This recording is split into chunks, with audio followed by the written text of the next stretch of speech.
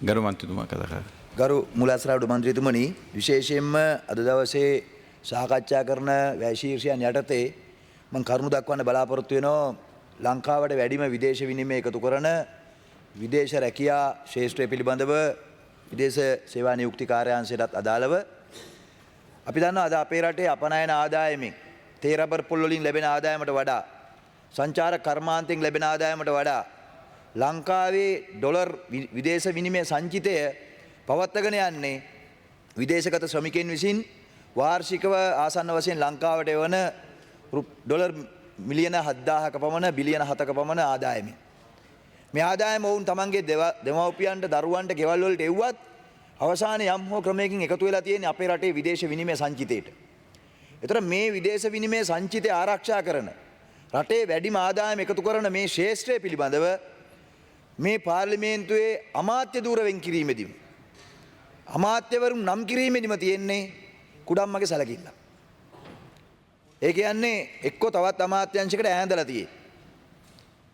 ඒ වෙනුවෙන් අමාත්‍යංශය හරියට කටයුතු කරන්නේ නැහැ. නමුත් අපට තේරෙන්නේ නැත්තේ ඒකයි. කුෂිකර්ම ඇමතිවරයෙක් ඉන්නවා. නැත්නම් කර්මාන්ත ඇමතිවරු ඉන්නවා. හැබැයි මේ විදේශ රැකියා කියන එක කොහේ හරි එල්ලනවා හැමතිස්සෙම. ඒක අපි රටේ විදේශ විනිමය උපයන ප්‍රධාන මාර්ගයේ බවට පිළිගන්නවා නම් ඒ පිළිගැනීමට තියෙන තත්ත්වය අද ඇති වෙලා නැහැ. ඊළඟට ඔබතුමාලා මීට අවුරුදු 2කට කලින් කිව්වා විදේශගත ශ්‍රමිකයන් සඳහා විශ්‍රාම වැටුප් ක්‍රමයක් හදනවා කියලා. ඒ විශ්‍රාම වැටුප් ක්‍රමය හදන්න අවුරුදු 2ක් දැන් ගත වෙලා තියෙනවා. ඒකට කුවේට් වන්දි අරමුදල තියෙන බිලියන 4ක් ඒ වෙලාවේ යොදවනවා කියලා විදේශ සේවා නියුක්ති ඇමතිතුමිය පාර්ලිමේන්තුවේ ඉදිරිපත් කළ අයවැය කතාවේදී. නමුත් අද වෙනතුරු මම දන්න තරමට ඒක අමාත්‍යංශ මට්ටමින් හිර වෙලා තියෙනවා. ඒකට අවශ්‍ය කරන කටයුතු සිද්ධ වෙන්නේ නැහැ. ඒ විදේශගත ශ්‍රමිකයෝ විශ්‍රාම වැටුප් ලබන අය නෙමෙයි. ඔවුන්ට ලොකු ආදායම් මාර්ග නැහැ. ඔවුන් මාසිකව යම්කිසි මුදලක් තමන්ගේ රටට එවනවා. අවසානයේ වීසා කාලය අවසන් වෙලා වයසට ගිහිල්ලා රැකියාවක් කරගන්න බැරුව ඉන්නකොට ලංකාවට එනකොට ඔවුන්ට ඔවුන්ගේ ජීවිතය පවත්වාගෙන යන ක්‍රමයක් නැහැ. ඒ නිසා තමයි අපි දිගින් දිගටම කිව්වේ මේ විදේශගත ශ්‍රමිකයින්ට ඔවුන්ගේ දෙයක් නෙමෙයි ඉල්ලන්නේ. ඔවුන් කරපු සේවයට ඇගීමක් ඉල්ලනවා. අවශ්‍ය නම් ඔවුන්ගෙනුත් යම් දායක මුදලක් එකතු කරලා විදේශගත වෙලා ඉන්න මේ ලක්ෂ 30කට විතර ආසන ප්‍රමාණයෙන් මේ විශ්‍රාම වැටුප් දායක ක්‍රමයට අවශ්‍ය පිරිස එකතු කරගන්න කියලා. නමුත් ඒකට අවශ්‍ය කරන කටයුතු ඉබිගමනෙන් යන්නේ ඒක හරියාකාරව සිද්ධ වෙන්නේ නැහැ. ඒ වගේම මේ වෙනකොට මතුවලා තියෙන තවත් ප්‍රශ්නයක් මේක අපි දිගින් දිගට කතා කළා අවසර ගණනාවක් තිස්සේ සයිප්‍රස්සේ යුරෝපයේ රටවල් වල ඒ රටවල් වල සේවය කරන අයට ඒ රටවල් වල හාම්පුදාගෙන් 7.5කුත් සේවකයාගෙන් 7.5කුත් එකතු කරලා තියෙනවා සමාජ ප්‍රතිලාභ අරමුදලක්. ඒ සමාජ ප්‍රතිලාභ අරමුදලේ ප්‍රතිලාභයන් ලබා ගන්න නම් ඔවුන් අවුරුදු 68 හෝ 63 වෙනකන් ඉන්න ඕන. ඔවුන් ලංකාවට ඇවිල්ලා ආයි යන්න ඕන. ඔවුන්ට ඒක ලබා ගන්න ක්‍රමයක් නැහැ. හැබැයි මේ සඳහා යුරෝපා සංගමේ රටවල් අතරේ එකඟතා ගිවිසුම ඇති කරගෙන තියෙනවා. එවැනි ගිවිසුමක් ඇති කර ගැනීමෙන් පස්සේ ශ්‍රී ලංකා රජයේ මැදිහත් වෙනවා නම් ඒ ගිවිසුම ඇති කරගන්න ඒ සයිප්‍රස්සේ ඇතුළු අනිත් යුරෝපා රටවල් වල වැඩ කරන අයගේ සමාජ ප්‍රතිලාභ අරමුදලේ ලංකාවේ මිනිසුන්ට ගන්න තියෙන ලංකාවේ මිනිසුන්ගෙන් දායක කරගෙන තියෙන විශාල මිලියන ගාණක් යුරෝ මුදල් තියෙනවා. ඒක අපේ රටට ඉබේ නිකන් හම්බෙන්න තියෙන වත්කමක් සම්පතක් විදේශ විනිමය සංචිතයක්. අපට තේරෙන්නේ නැත්තේ ඇයි මේ ඇමතිතුමල්ලා ඒකට අවශ්‍ය කරන නීතිමය තත්ත්වය හදාගන්න අවශ්‍ය එකඟතාවයන්ට එන්නේ නැත්තේ කියලා. දැන් විශේෂයෙන්ම මම ඩිජිටල් යටිතල පහසුකම් ඇමතුමා හැටියට ඔබතුමාගෙන් ඉල්ලා හිටනවා. ඔබතුමා විදේශ සේවා නියුක්ති අමාත්‍යාංශය මේ රටේ තියෙන වැදගත්ම අමාත්‍යාංශය. මම හිතන්නේ ඔබතුමාගේ ඊට නිසි අවධානය යොමු වෙනවා නම් හොඳයි. මොකද මේ අමාත්‍යාංශය කාලයක් තිස්සේ ඔබතුමා දන්නෝ බදුල්ල දිස්ත්‍රික්කයේම රාජධානියක් කරගෙන තිබුණා. මේ අමාත්‍යාංශය බදුල්ල දිස්ත්‍රික්කයේ රාජධානියක් කරගෙන මැයිදිනේට කෑම බෙදන, උත්සව පවත්වන, සල්ලි බෙදන, බඩු බෙදන, කිරියම්මා දාන දෙන, රටවිරු මව්වරු දාන දෙන දන්සලක් බවට පත් වෙලා තිබුණේ. ඒ වෙනුවෙන් අපි දිගින් දිගට පරීක්ෂණ කළා. රජයේ විගණන කාර්යාලය දෙපාර්තමේන්තුව පරීක්ෂණ කළා, විශේෂ විමර්ශනයක් කළා. කෝප් කමිටුවෙන් පරීක්ෂණ කළා. මිලියන 247ක මූල්‍යමය වශයෙන් වෙච්ච විශාල පාඩුවක් තියෙනවා ඒ විදේශ සේවා නියුක්ති කාර්යාංශේ. ඒ ගැන අද වෙනතුරු කිසිදු වාර්තාවක් හරියාකාර විමර්ශනයක් වෙන්නේ නැහැ. එක්කෙනෙකුට දෙනුට පුංචි මිනිස්සුන්ට දඩ ගහලා ෂේප් කරලා තියෙනවා. ඒවට නියෝග දුන්නු දේශපාලඥයෝ නිදැල්ලි ඉන්නවා. බලධාරීන් නිදැල්ලි ඉන්න ඔබතුමා දන්නෝ. ඉතින් ඒවා ආණ්ඩුවල ඉන්නකම් ආණ්ඩුව ඇමතිකම් දරනකම් ආරක්ෂාව තියෙනවා. ඒක තමයි ඇත්ත தત્ත්වේ. ඒවට ඇහුවොත් උත්තර කියන්න තියෙනවා FCID එකට ඇරියා රහෙට ඇරියා මෙහෙට ඇරියා කියලා හැමදාම කල් අර ගන්නවා. ඉදිරියේදී බලාපොරොත්තු වෙනවා පාර්ලිමේන්තුවට ඉදිරිපත් කරන මුළු වාර්තාවම සියලු දේශපාලන සම්බන්ධකම් සහිතව.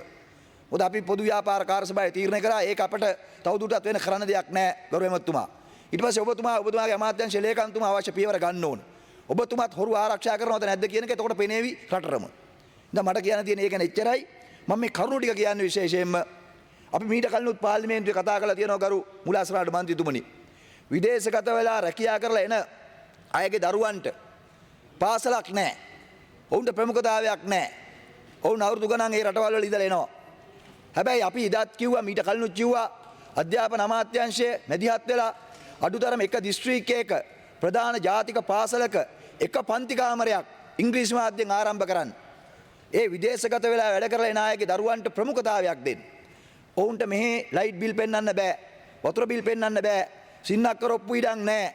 නමුත් ඔවුන්ට ඒ අවශ්‍යතාවය දෙන්න පුළුවන්.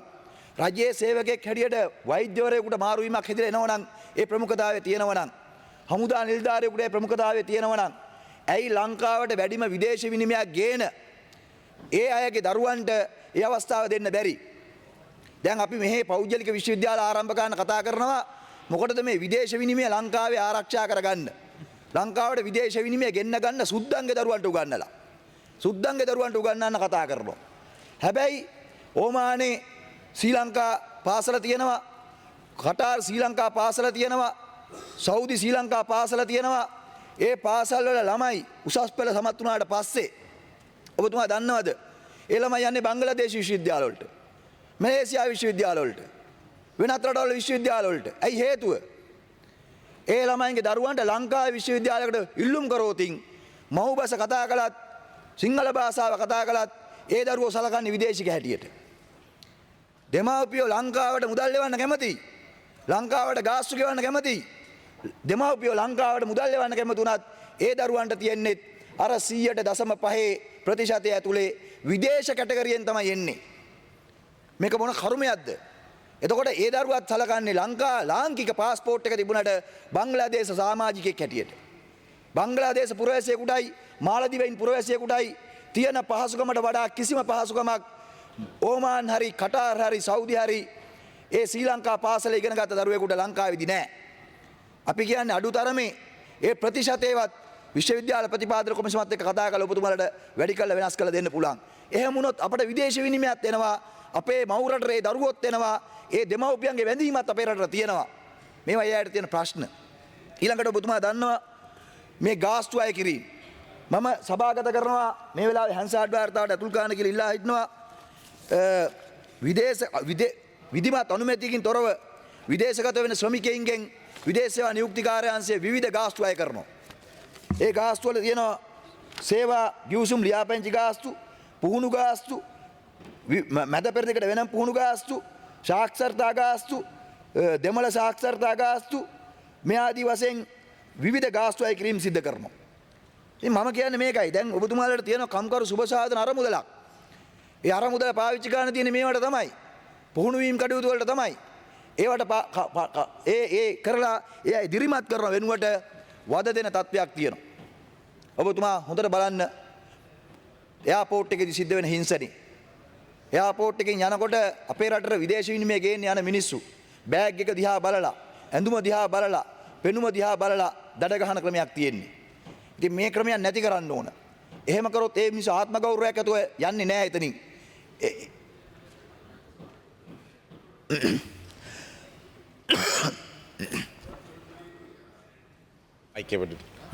ගුවන්තොටුපොළේදී ප්‍රශ්න සම්බන්ධයෙන් දීර්ඝව කතාවෙන් පවතිනවා. හැබැයි ඔය බලලා චෙක් කරන්නේ විශේෂයෙන්ම වැරදි පාරෙන් වීසා නැතුව විසිට් වීසා වලට ගිහිල්ලා ඒ රටෙන් ගිහිල්ලා වෙන වෙන තැන් වලට තරව් වෙන එක නවත්තන්න තමයි එයාපෝට් එකේ ඔය අංශය තියෙන්නේ. ඉතින් එතනදී ඇත්තටම මමත් පිළිගන්න ලොකු අඩුපාඩුවක් වෙනවා. ඒක පිළිබඳව නෛතික ප්‍රශ්නකුත් තියෙනවා. නමුත් ඒ වගේම මේ රටකට ගිහිල්ලා රෙජිස්ටර් නොවි ගිහිල්ලා ප්‍රශ්නයක් ඇති වුණාම අපිට ඒගොල්ලෝ වෙනුවෙන් මැදිහත්වීමක් කිරීමේ ලොකු බැලරුම් ප්‍රශ්නයක් තියෙනවා නෛතික ප්‍රශ්න. ඔබතුමා කියන්නේ මම පිළිගන්නවා. ඔබතුමා කියන දේත් මම පිළිගන්නවා යම් දුරකට. හැබැයි ප්‍රශ්නේ තියෙන්නේ ඒක චෙක් කරන්න ඕන මෙතන නෙමෙයි. මොකද ඔය කොච්චරකවත් විසිට් වීසා ගහගෙන ගිහිල්ල ඉවරලා මගදී පාස්පෝර්ට් මාරු කරන ඒජන්සි කරුවන්. ඔබතුමා දන්න මේ ඒජන්සි කරුවන් සහ විදේශ සේවා නියුක්තිකාරයන්සෙත් නිලධාරීන් සම්බන්ධ වෙලා සිද්ධ කරන ලොකු ජාවාරමක් තියෙනවා. ඒ ජාවාරමේ ස්වරූපය මෙහෙමයි තියෙන්නේ. සමහර අය ඉන්නවා ඒගොල්ලෝ වැඩට නෙමෙයි යන්නේ. ඒජන්සි කරුවන්ගෙන් ගන්නව ලක්ෂ අයිතිකාරයගෙන් ගන්න හාම්පුදාගෙන් ලක්ෂ 5ක් විතර. යන ශ්‍රමිකයට 2ක් දෙනවා. 3ක් ඒජන්සි කාරුවා ගන්නවා. අරගෙන ගිහිලා එකගෙන ගිහිලා ඔක්කොම කළා අර හාම්පුදාගේ ගෙදර එක්ක ලොකු පුතා රේප් කරන්න හැදුවා හරි මොකක් හරි කියලා පනිනෝ. පැනලා ආයි සේෆ් හවුස් එකට එනවා. සේෆ් හවුස් එකට ඇවිල්ලා සේෆ් හවුස් එකේ ජීවිතය ගත කරනවා. අර පාස්පෝර්ට් එක හදාගෙන නඩුව අවසන් කරලා ආයි එනවා. මාස 6න් ලක්ෂ 2ක් හම්බ කරනවා. මේ ජාවාරමට මට සෞදි අරාබියේ සේෆ් හවුස් එකේදී මම හම්බුණා 4 පාරක් ගියපු කට්ටිය ඉන්නවා. එතකොට විසිට් වීසා වලින් ගියේ කවුද? සේෆ් හවුස් වල හැංගිලා ඉන්නේ කවුද? මේ ඒජන්සි කරුවන් එක ගඳුණු ගානේ කවුද කියන එක හොයා බැලීමේ වගකීම තියෙන්නේ ඔබතුමාගේ යටතේ ඉන්න ඒ තානාපති කාර්යාලයේ වැඩ කරන කම්කරු සුබසාධන නිලධාරියට. ඔවුන් මේ එකගතාවෙන් කරන දේවල් හැමෝම නෙමෙයි. මම පිළිගන්නවා සමහර තානාපතිතුමාලා ඉන්න හරි විනීතව කටයුතු කරන අය.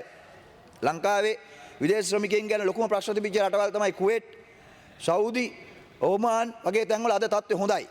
ඒ හොඳ වෙලා තියෙන විශේෂයක් තියෙන්නේ තානාපතිවරුන්ගේ මැදිහත් වීම හොඳ නිසා. හැබැයි තාමත් ඔබතුමා දන්නවා කොරියාව වගේ තත්ත්වය භයානකයි. කොරියාවට පහුගිය කාලේ දීවර කර්මාන්තයට කියලා ගියා. දීවර කර්මාන්තයට ගියේ මේ නුවර පැත්තෙන් එහෙම මූදක් දැකපු නැති මිනිස්සු. ඒක නිසා ඒ මිනිස්සු ගිහිලා අර සීතලේ ඉස්සෝ බාන්න ගිහිල්ලා මැරෙනවා. ඒ ප්‍රදේශවල කිසිම ආරක්ෂාවක් නැහැ. ඒවට යන්නේ නැහැ කවුරුවක්වත්. ගිහිල්ලා ලොකු ප්‍රශ්න ඇති වුණා. අද ඒගොල්ලෝ පැනලා එනවා. සෝල් වලට පැනලා එනවා. පැනලා ආවට පස්සේ ඔබතුමාලා මේ අප කරගන්න අප වෙච්ච මිනිස්සුන් නඩු දානවා මෙහි. මේක තමයි ඇත්ත තත්ත්වය. ඉතින් මේ තිබිච්ච තත්ත්වය වෙනස් කරන්න නම් විදේශ සේවයේ මීට වඩා ගුණාත්මක තත්ත්වයක් ඇති කරන්න ඕන අපේ ශ්‍රමිකයින්ගේ. අනිත් එක්ක ගරු ඇමතුමා ලොකුම ප්‍රශ්නයක් තියෙනවා අපිට පුහුණු ශ්‍රමිකයන් වෙනුවට නුපුහුණු ශ්‍රමිකයින් අපි යවන්න හදන එක.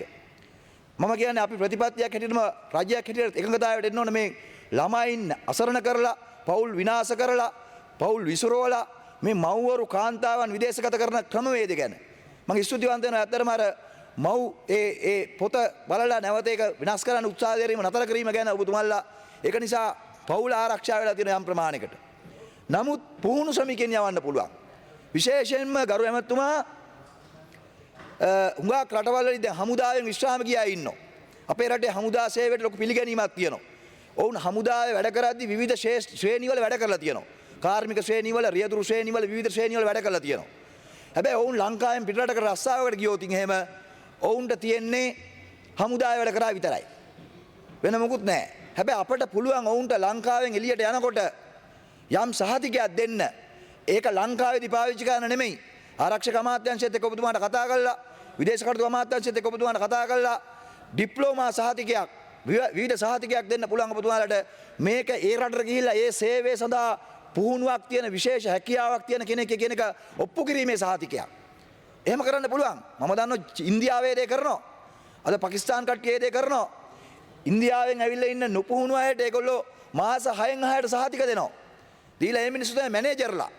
අපේ මේ අකුරැස්ස වැලිගම දකුණු පළාතේ ඉන්න රත්තරන්බඩු කර්මාන්තයේ ඉන්න අය සෞදි වලට ගිහිල්ලා වැඩ කරනවා රත්තරන්බඩු වැඩ කම්හල් වල. ඒගොල්ලන්ට කිසි සහතිකයක් නැහැ. හැබැයි ඕගොල්ලෝ අවුරුදු 20 ගණන් ඉන්නවා. ඒගොල්ලෝ වැඩ කරන ඊට වඩා නුපුහුණු අය යටතේ නුපුහුණු අය කළමනාකරු වෙලා මේ පුහුණු දක්ෂතා තියෙන අය නුපුහුණු මිනිස්සු හැටියට වැඩ කරන අඩු පඩියට. මේක තමයි ඇත්තට කුලීකාරෝ ඒගොල්ලෝ. ඉතින් ඔබතුමාලට පුළුවන් එකට වැඩ පිළිලක් හදන්න. මොකද අපේ රටට විදේශ විනිමය ගේනවා නම් ගේන මිනිස්සයා පිටරටට ගිහිලා මොන සහතිකේ පාවිච්චි කරත් අපිට කමක් නැහැ. ඇයි ඒක අපි හරස් බඳින්නේ. ඉතින් මේක මීට වඩා විධිමත් විදියට කරන්න ඕන. ඔබතුමාලට වෙලා තියෙන ප්‍රශ්නේ ගරු ඇමතුමා මම ඔබතුමාගෙන් ඉල්ලා හිටින්නේ. ඔබතුමා තාක්ෂණයට ආදරෙයි ඒ ඔක්කොම හොඳ ඇති. හැබැයි මේ රටට වැඩිම විදේශ විනිමය ගේන මේ ආයතනේ ඔබතුමා ඇත්තට ඇමතිකම කරන්න ඕන. අවංකව මම මේ කියන්නේ. ඔබතුමා වැඩ බලන මට්ටමින් හිටියොත් මේ වැඩේ හරියන්නේ නැහැ. මේ අමාත්‍යාංශය ලංකාවේ තියෙන වැදගත්ම අමාත්‍යාංශය. ලංකාවට වැඩිම විදේශ විනිමය ගේන අමාත්‍යාංශය. මේ ඩොලර් බිලියන 7ක් නැත්නම් අපේ රට මූදට ගිල්ල ඉවරයි දැන්. ඒ තත්ත්වය මේ සාධාරණ ඉෂ්ට වෙලා නැහැ කවදාකවත්. හැමතිස්සෙම එල්ලනවා අධීක්ෂණ මන්ත්‍රීවරයෙක් දානවා. එයා ගිහිල්ලා වාඩි වෙනවා. එයාට ඕන දේවල් ටික කරනවා. නිලධාරීන් බය කරගන්නවා හැමදාම වෙලා තියෙන මේක තමයි. මේක තමයි ඇත්ත தත්ත්වේ. ඒ හින්දා ඇමතිතුමා නෙමෙයි හැමදාම උතන වැඩ බලලා තියෙන්නේ. ලොකු නිලධාරී යාන්ත්‍රණයක් ඉන්නවා. ඒ නිලධාරී යාන්ත්‍රණය දැන් අපි දන්නනේ කස්ටම් එකේ තියෙන ජාවාරම් තියෙනවා. දේශීය ආදායම් එකේ ජාවාරම් තියෙනවා. සුරාබදු එකේ ජාවාරම් තියෙනවා. විදේශ සේවා නියුක්තියේ ජාවාරම් නැද්ද? ලංකාවේ විදේශ සේවා නියුක්ති කාර්යාංශයට විතරක්ම තියෙන රැකියා ඒජන්සියක් තියෙනවා. ඒ රැකියා ඒජන්සියට කොච්චර ජොබ් ඕඩර් එනවද? ලංකාවේ රජය පිළිගත්ත රැකියා ඒජන්සියක් තියෙන විදේශ සේවා නියුක්ති කාර්යාංශයට ජොබ් ඕඩර් එනවද? ඒවා යන්නේ පිටට. මොකද මේ තරව්කාරෝ කණ්ඩායමක් අල්ලගෙන ඉන්නවා. ඒ තරව්කාරෝ කණ්ඩායම මේක කනවා හැමතිස්සෙම. නිලධාරීන් ගන්නේ මොකද? නිලධාරීන් අර මිනිසුන්ගෙන් ගන්න ගාස්තු වලින් දිරිදීමනා ගන්නවා. මම දීමනා ලැයිස්තුව කියන්නම්. අවදානම් දීමනා ගන්නවා. ඉලක්ක සැපිරීමේ දීමනා ගන්නවා.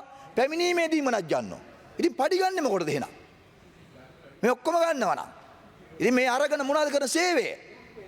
ඒකයි මම කියන්නේ මේක මීට වඩා විධිමත් කිරීමේ වැඩපිළිවෙලක් අවශ්‍ය වෙලා තියෙනවා. විශේෂයෙන්ම දැන් ඔබතුමාලා යෝජනා කරලා තියෙන මේ පාර සිහින මාලිගා. හැබැයි මම ඒක කියුවා 73 වෙනි පිටුවේ තියෙනවා. සිහින මාලිගා දෙන්න ණය යෝජනා ක්‍රමයක්. විදේශ ශ්‍රමිකයින්ට ණය යෝජනාවක් දෙන එක හොඳයි. හැබැයි ඒ වෙනුවෙන් මොකද්ද තියෙන සහතිකේ? මොකද ඒගොල්ලෝ මේ කියන විදිහට සැලකිය යුතු ප්‍රමාණවත් විදේශ විනිමය ප්‍රමාණයක් ලංකාවේ බැංකු ක්‍රමය හරහා එවන්න ඕන. ඒක හොඳයි. මොකද ලංකාවේ බැංකු ක්‍රමය හරහා ගන්න එක තමයි හොඳ. නැත්නම් අර උන්ඩියල් ක්‍රමයට විවිධ ක්‍රමයට එන අයතා ඒවා අපේ account වලට එන්නෙත් නැහැ. භාණ්ඩාගාරයට account වෙන්නෙත් නැහැ. ඒකින්ද විදේශ විනිමය බැංකු ක්‍රමය හරහා ගෙන්න ගන්න එක මේක දිරිමත් කිරීම හොඳයි. හැබැයි ඒ අයට ලැබෙන සහනෙ මොකද්ද කියලා බලන්න ඕන. ඊළඟට ගරු ඇමතුමා හුඟක් අපේ රටේ පිට රටවල ගියපු අය ගොඩක් දේවල් අරන් ඉන්නේ නැහැ අවුරුදු 4ක් 5ක් 10ක් ඉඳලා. කිලෝ 30 බෑග් එකයි ඔය මොකක් හරි ලොකු පෙට්ටියකට දාපු ඒගොල්ලෝගේ ඇඳුම් කැඩුම් ටික තමයි ගේන්නේ. ඒකින්ද හුඟක් විදේශගත ශ්‍රමිකයෝ හැමදාම ඉල්ලපු දෙයක් තමයි තමන් ලංකාවට එවන බැංකු ක්‍රමය යටතේ නිල බැංකු ක්‍රමය යටතේ එවන විදේශ විනිමය ප්‍රමාණයට හරියන තීරුබදු සහනයක් දෙන්න කියලා. තීරුබදු සහනයක් දෙන්න. දැන් මේ තීරුබදු සහන ක්‍රියාවලියක් අපි ආරම්භ කළොත් මේ තාක්ෂණයේ තියෙනවා, ඉන්ටර්නෙට් තියෙනවා, ATM තියෙනවා. ඒක නිසා කලින් අර තීරුබදු එයාපෝට් එකෙන් පිට තිබ්බයි කියලා සිද්ධ වෙච්ච ජාවාරම් ක්‍රියාවලිය දැන් සිද්ධ කරන්න බෑ. එතකොට ඔබතුමාලට පුළුවන් තෝරාගත්ත දිස්ත්‍රික්ක කිහිපයක අනුරාධපුරේ, නුවර, මාතර, කොළඹ ස්ථාන කිහිපයක විදේශගත ශ්‍රමිකයන් සඳහා එයාපෝට් එකෙන් ඇවිල්ලා ගෙදර ගිහිල්ලා දරුමල්ලොත් එක්ක ගිහිල්ලා පාස්පෝර්ට් එක අරගෙන ගිහිල්ලා ඒ තීරුබදු සහනයට යම් භාණ්ඩ ප්‍රමාණයක් ගන්න වැඩපිළිවෙලක් හදන්න. මොකක්ද ඒකට තියෙන බාධාව? ඊළඟට ඒ ඉල්ලනවා ඒගොල්ලන්ට යම් කිසි සහනයක් දෙන්න තීරුබදු සහනයක් එයාපෝට් එකෙන් බඩු ගන්න විතරක් නෙමෙයි යම් උපකරණ ප්‍රමාණයක් ගන්න.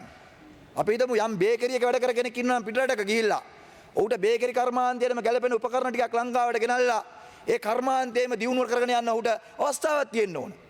හුඟක් අය ඉල්ලනවා ඔවුන්ගේ වාහනේ පාවිච්චි කරපු වාහනේ අඩුතරමේ තමන් ලංකාවට එනකොට පාවිච්චි කරපු වාහනේ තමන්ට ගේන්න ඉඩකඩක් හදා දෙන්න කියලා. මේවා අපිට කරන්න බැරි දේවල් නෙමෙයි කරුවේ මතුමා. මේවා කරනවා නම් මොකද වෙන්නේ? මේ විදේශ සේවය ලංකාවට වැඩිම විදේශ විනිමය ගෙන්නන්න පුළුවන් මට්ටමකට අපිට පත් කරන්න පුළුවන්. ඒ සඳහා වන විධිමත් වැඩපිළිවෙලක් නැහැ. විධිමත් සැලැස්මක් නැහැ. විධිමත් ක්‍රමවේදයක් නැහැ. කාලරාමුවක් නැහැ. ඉලක්කයක් නැහැ. අරමුණක් නැහැ. මොකද මෙතන තියෙන ප්‍රශ්නේ තියෙන්නේ මේ ඒවා මොකුත් නොකර හිටියත් මේ නිලධාරි මහත්තුරුන්ට පඩි හම්බ වෙනවා. දීමනා හම්බ වෙනවා. වරප්‍රසාද හම්බ වෙනවා. රට යන්න හම්බ වෙනවා. රවුමක් ගහලා එන්න පුළුවන්කම තියෙනවා. ඉතින් ඉන්නවා.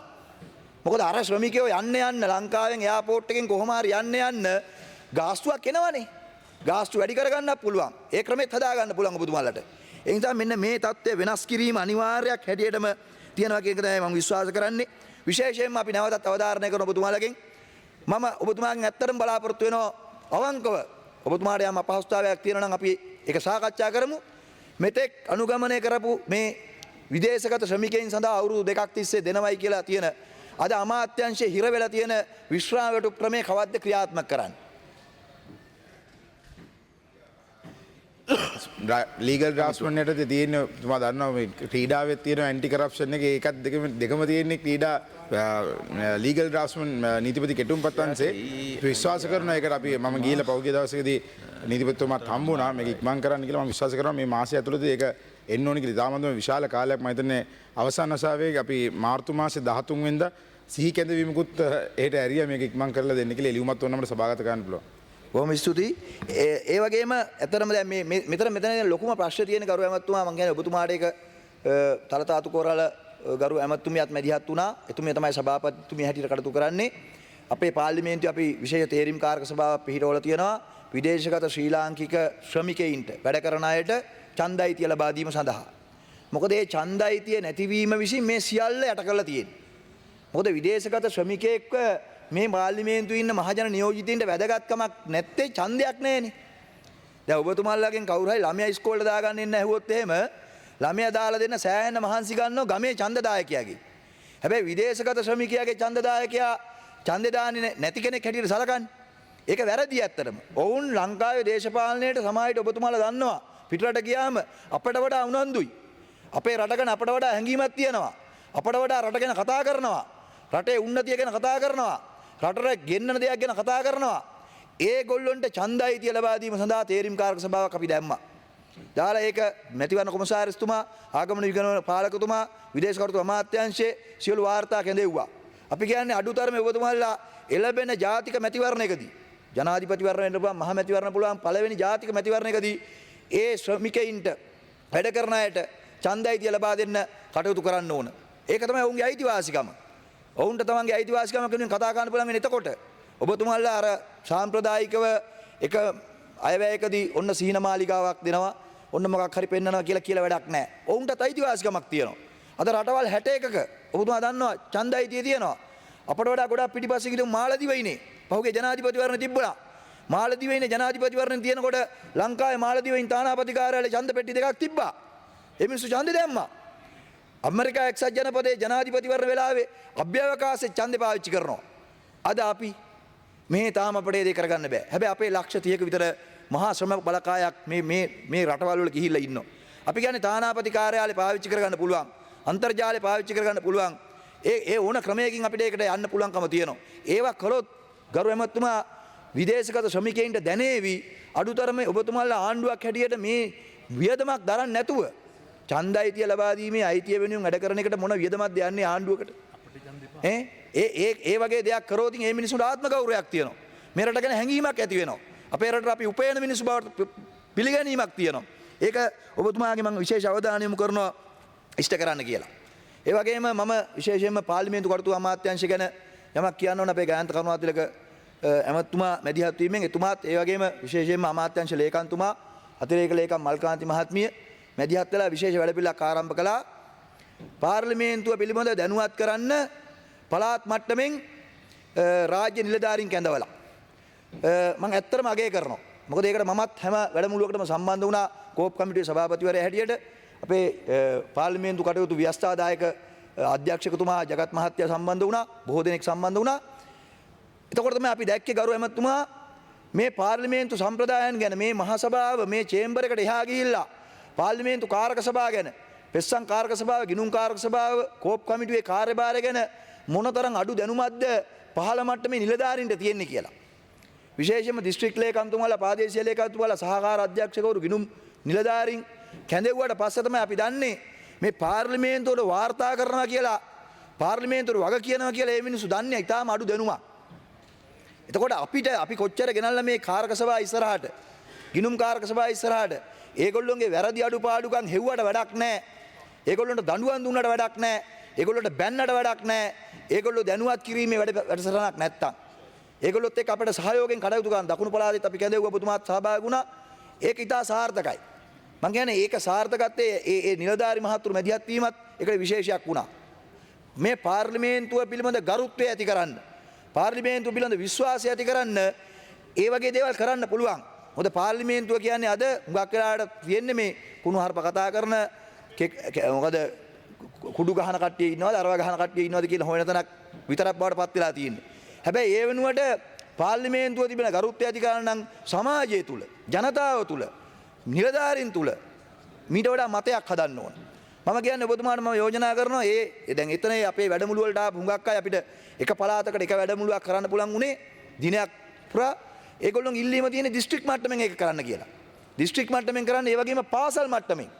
අරුතර මේ පාර්ලිමේන්තුවේ ව්‍යවස්ථාදායකගේ කාර්යභාරය පිළිබඳව පාර්ලිමේන්තුවේ ගන්න තීන්දුව తీරන පිළිබඳව පාර්ලිමේන්තුවේ කාරක සභාවල කටයුතු පිළිබඳව පාර්ලිමේන්තුව පිළිබඳව පාසල් වල උසස් පෙළ මට්ටමේවත් දරුවන්ට යම්කිසි ටියුට් එකක් දීලා ප්‍රශ්න පත්‍රයක් දීලා යම්කිසි වැඩසටහනක් හදාන්න ඔබතුමාලට පුළුවන් නම් පාර්ලිමේන්තු කටයුතු අමාත්‍යාංශය හැටියට ඒ වෙන් කරන මුදල පාඩුවක් නෙමෙයි. පාඩුවක් නෙමෙයි කියලා මම කියන්නේ. මන්ත්‍රීතුමා ඒ වැඩසටහන් වලදී ඔබතුමා විශාල දායකත්වයක් ලබා දුන්නා. අපි ඒක අගය කරනවා. තවදුරටත් අපි ඒක ව්‍යාප්ත කරන්න අපි සාකච්ඡා කරලා වැඩපිළිවෙලක් හදමු. පාසල් වලට විතරක් නෙවෙයි රාජ්‍ය නිලධාරීනුත් තා විශාල ප්‍රමාණයක් සම්බන්ධ කරගන්න පුළුවන් නම් මම හිතනවා හුඟක් අගය කරයි. ඔය ඇත්තට මම ඒක ස්තුතිවන්ත වෙනවා ඒ සියලුම නිලධාරීන්ට. මම කියන්නේ අමාත්‍යාංශ ලේකම්තුමා ඇතුළු මුළු කාර්ය මණ්ඩලය ඔබතුමාලාගේ එකට මැදිහත් වුණා. මම දන්න ධර්මයේ කියන්නේ පාර්ලිමේන්තු කටයුතු අමාත්‍යාංශයක් මීට කලින් එහෙම දෙයක් කළා නැහැ.